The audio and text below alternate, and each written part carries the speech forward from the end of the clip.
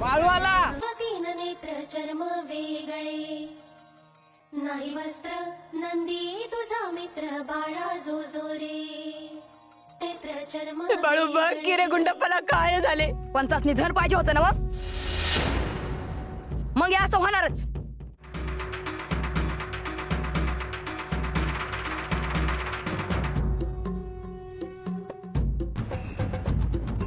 अरे मी मैत्र मारला तुला, असा कसा सोडून जाशील मला न सांगता. गुंडप्पा दिसतो विचित्र त्याला चर्म वेगळे या माघारी.